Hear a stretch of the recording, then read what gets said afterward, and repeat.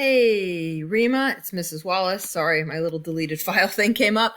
I just wanted to do, this is really two slides, okay? So don't feel like you really have to do, tons and tons of catching up. But we started class with one of the groups that had not yet presented. So you can see on the right-hand side, a little kind of smidgen piece of the Beijing Qinming scroll. And we do get a sense of scholarly activity in this scroll. In fact, there's quite a few spaces where scholars are spread throughout the city. And some of your peers did a presentation on the role of scholars. And some of the big picture points about the presentation I have in this slide for you right here. So I'm just going to note a few things. You do not need to go back to the scroll and look at the images or anything like that, but I'll just try to give you a sense of in the Song dynasty, and I'm just going to go kind of point by point. There is a massive growth of the scholarly class. So first of all, the scholars in society are at the top of the social hierarchy.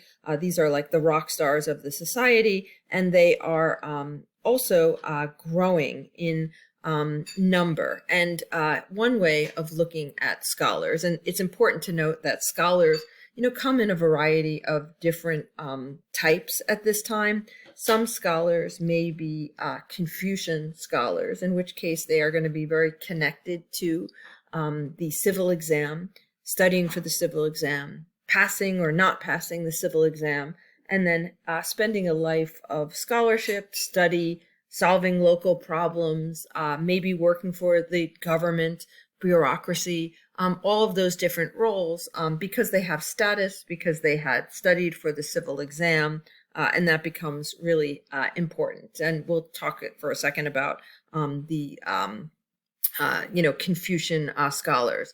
But there's also scholars that are Buddhist monks who are studying a great deal of Buddhist texts. And so to some degree, they're also participating in scholarly activity.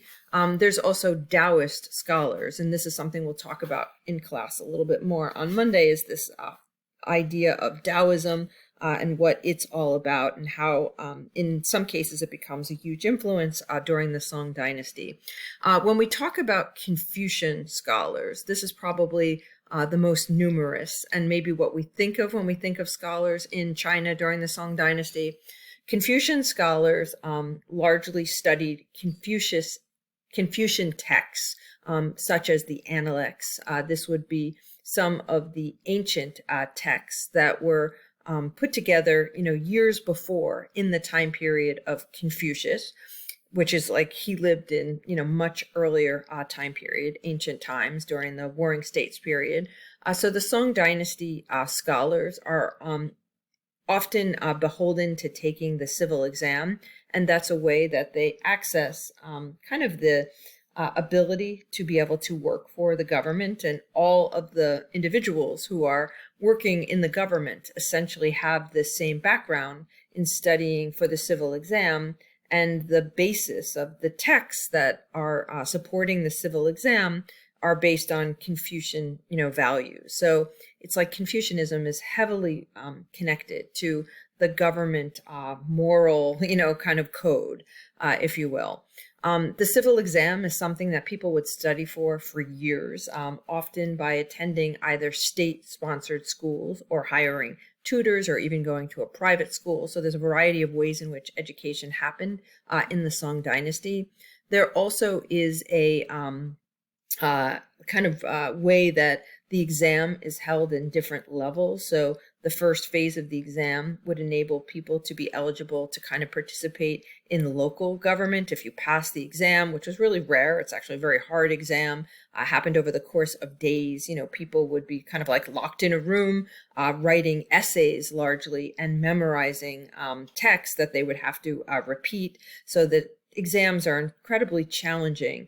And for the most part, the exams were giving people the ability to kind of have official roles in the government, and first at a local level, and then individuals who went on to take further exams were able to, participate in government roles at the regional level. And kind of the highest scorers at the exam would be very noted in society. They would have special clothing. There would be a status like marked on their person.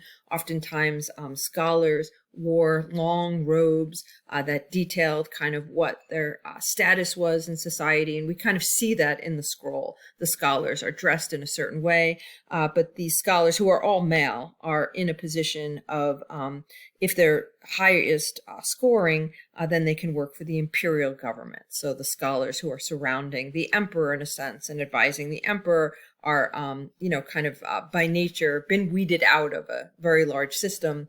And they are, kind of very knowledgeable on the Confucian ideology.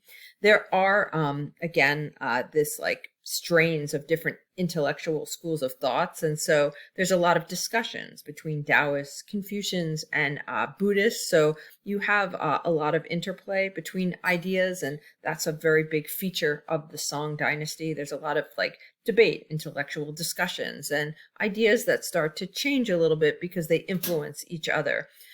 We do have some strains of Confucians who are very conservative and don't like foreign ideas. Okay, so there are some groups of Confucians that like kind of see Confucianism as the best and maybe have a rejection of Buddhism because it's like a foreign religion in China.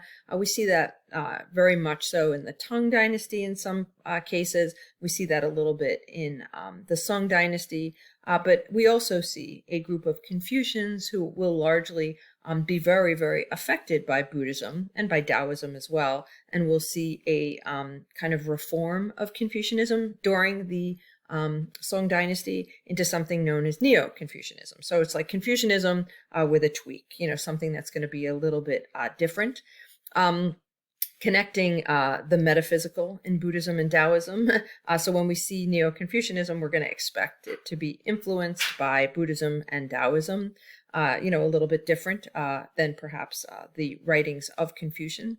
And one way we'll look at this in class is looking at intellectual movements and in art and in writing, okay? So one other slide that's like a little bit of an intro.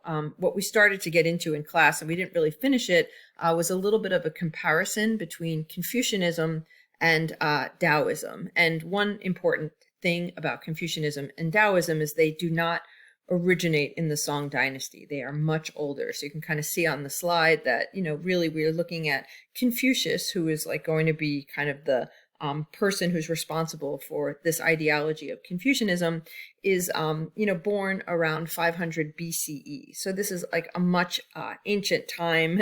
It is, centuries and centuries and centuries before the Song dynasty. So Confucius, who lived in the Warring States period, this is a time in Chinese history where there's a great deal of political instability. In fact, there are various warlords who are like fighting for power, and there's not a single kind of stable government. So, Confucius is living in a time when there's a great deal of chaos, right? And so expect to see some of his philosophy really be organized, as an effort to try to address some of the chaos, in his own time. And he is somebody who does take the civil, exam, like trains, in other words, to be a government official, and works to develop, that skill set. And doesn't necessarily land the government, job of his dreams. And what happens rather is he plays a role as a teacher and as somebody who his opinion is valued, and he offers advice to various rulers and kind of serves as a teacher. And he gets some followers, some students who are following him and ultimately writing down some of his ideas. And his recipe, in a sense, for the way in which society could be less chaotic and more stable is essentially kind of developing almost like a degree of like social norms between members of society that are going to create some type of system of order. And his focus is on relationships. So he identifies in some of his writings key relationships, like 5 specific relationships. Some of the relationships might be like father and son, or husband and wife, or friend and friend. So these are relationships that happen in pairs, and Confucius talks about one part of the pair being superior and another part of the pair being inferior. And, with this, he doesn't really mean like one part of the pair is like better than the other and that they're not equal in a sense. The relationship works because one part of the pair is maybe a little bit more of the leader and the other part of the pair is the follower, or maybe one part of the pair has a certain talent for something and the other part of the pair is like learning about it. There is a role in a sense for both parts of the pair, and each one might even have a different type of role at various points in time. So like a friend and a friend, there might be times when you're the decision maker with a friend, and there's another time when your friend is like the decision maker. So there's like a little bit of a context that matters in these relationships. But there is a significant kind of reciprocity that happens if, say, for example, a husband and a wife are both playing their particular roles, right? And each one is kind of serving their roles, even if the husband has like the superior, quote unquote, superior position. The husband's ultimately, kind of acting in a way that will benefit not only the husband, but also the wife. And the wife is acting in a way that's going to benefit not only the wife, but also the husband. And each part of the pair plays a role that both understand, that both kind of see as appropriate. And challenges happen in society when people are playing like outside of their roles. They're not taking on their customary roles. They're acting outside of their roles. That creates chaos. Okay, so to Confucius, it's really about learning how to form these particular kind of parts of a pair at the family level, maybe then at the government level. And Confucius has followers too. About like 150 years after him, somebody named Mencius is going to go further with his ideology and link it more to, government and people, and ways in which there can be a connection in the reciprocity between government and people, and also in the roles. Like the government has to do certain things for the people. If the government doesn't do that, then the people have a right to say, the government can't exist, in this capacity because. So there is like a certain way in which both government rulers have to behave and people have to behave. Okay, it's not meant to be, these relationships are not like abusive or exploitive. They kind of have like a effect of stabilizing society. There's also this idea of Confucianism is something that's very, very active. It's about improving society, making society the best that it can be, and everybody's playing a role in doing that. One of the things that's enabling that is the use of rituals. Rituals establish relationships and behavior. So it might be certain rituals that happen with government and the emperor, and certain rituals that happen where people have to pay, certain homage to the emperor, or the emperor has to do certain things for the people. Maybe in a family, filial piety, might be something that a son does for a father. It's like the role that the son plays to help, kind of maintain some of the family balance. Okay. So to Confucius, all of this is about like kind of these various roles. Rituals are used to kind of indicate various roles, and Confucian ideology and the significance of all these relationships is something that is studied and embedded in the civil exam, and then embedded in the rule of government, so that there's an expectation like everybody's on the same page with kind of understanding what the goal is. Okay. Taoism is going to be really different. We will talk about that in class on Monday. Okay. I will see you then. Be well.